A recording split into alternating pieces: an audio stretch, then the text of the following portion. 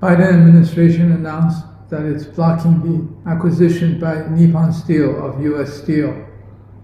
And the argument, once again, is on national security basis. Everything is on national security basis. Many thought it was only in China's context that they would do this. But now also for Japan, this is an effort, an acquisition that's backed by the Japanese government, in fact. Japan, a close ally of the U.S., with tens of thousands of U.S. troops on Japanese soil, is considered a national security threat. It's really amazing where the arguments could go as far as the U.S. government comes. Now, national security threat used against a Japanese company's purchase of an American company is really quite amazing, because this does show that when it comes push to shove, and there's no real close alliance between the two, and there could be some sort of split up diplomatically or politically. The issue with steel is actually quite serious on a global basis, and Japan is more advanced technologically than U.S. Steel. Nippon Steel is significantly more advanced, and actually is still a significant player on the global steel scene. U.S. is totally out of the picture in terms of manufacturing and producing steel of high-grade quality that can be used for ships, for planes, and so on and so forth. I think what we see here is that another interesting angle. That angle is it's not only a question of Democrats or Republicans, or it's not only a question of the Republicans wanting to make America great again, MAGA.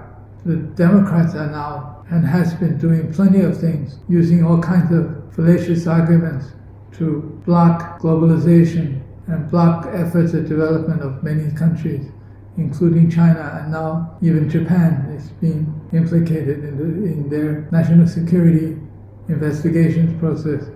I think what we have is a situation in which the whole of the U.S. is now really worried about its future, really worried about where the economy is going, where the structure of the economy is going.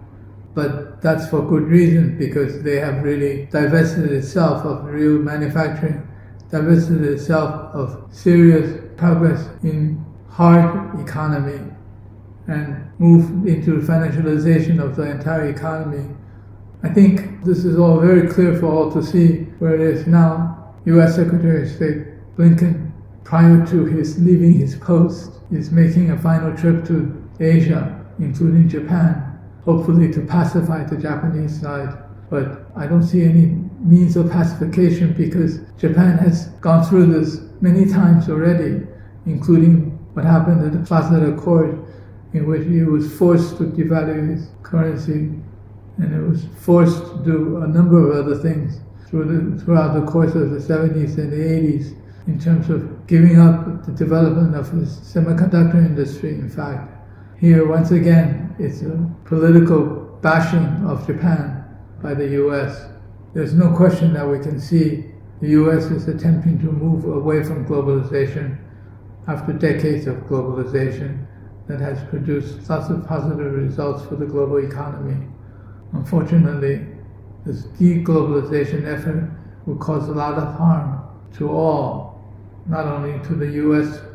consumers themselves, but also to the rest of the world.